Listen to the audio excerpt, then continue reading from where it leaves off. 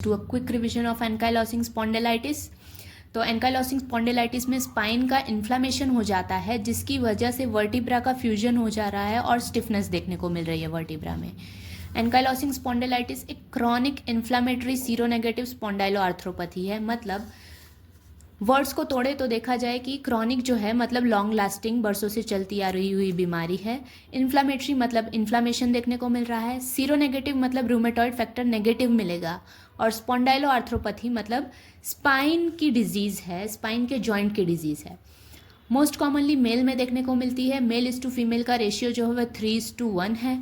Early adulthood में इसका onset होता है। HLA-B27 पॉजिटिव पाई गई है मोर देन 90% ऑफ पेशेंट में HLA-B27 पॉजिटिव मिलेगा। फैमिली हिस्ट्री देखने को मिलती है ऐसे पेशेंट्स में।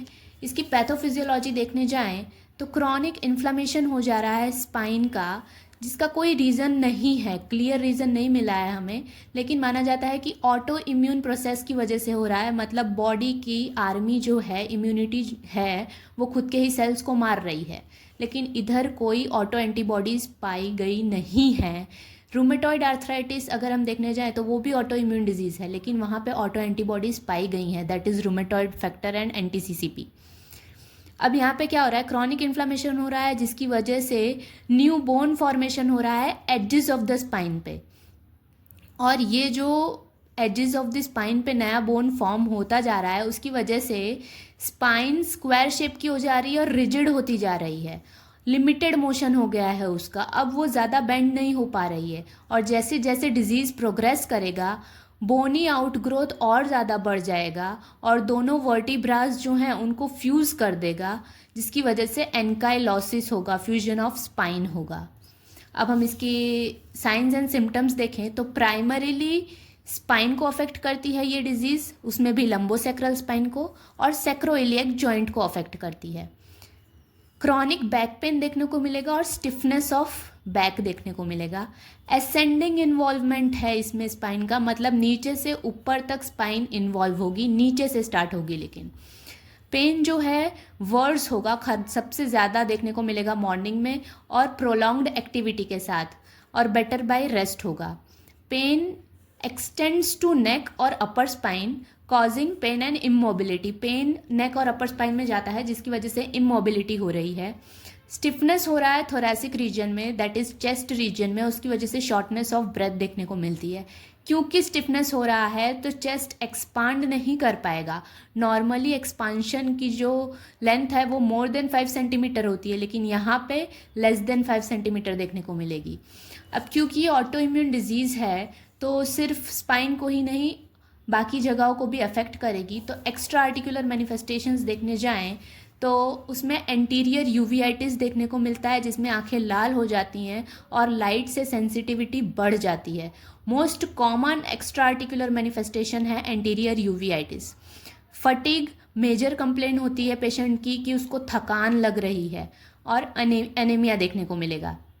इन्फ्लामेटरी बॉवल डिजीज़ भी देखने को मिलती है ऐसे पेशेंट में। कार्डियोवास्कुलर सिस्टम में इस्चेमिक हार्ट डिजीज़ और 3rd डिग्री हार्ट ब्लॉक देखने को मिलता है। एओर्टिक वाल्व डिजीज़ जो है वो 20% पेशेंट में देखने को मिला है, जिसमें एओर्टा का इन्फ्लामेशन हो जा रहा है, एओर्टिक एन्यूरिज्म हो रहा है, एओर्टिक डायसेक्शन हो रहा है, एओर्टिक रीगर्जिटेशन हो रहा है। रेस्पिरेटरी सिस्टम में अपर लोब में पल्मोनरी फाइब्रोसिस देखने को मिलता है, लेकिन ये बहुत ही ज़्यादा रेयर कंडीशन है।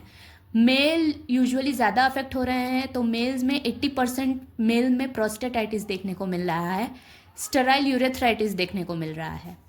एग्जामिनेशन करेंगे तो शॉबर्स टेस्ट किया जाता है, जिसमें हम फ्लेक्सिबिलिटी ऑफ स्पाइन चेक करते हैं।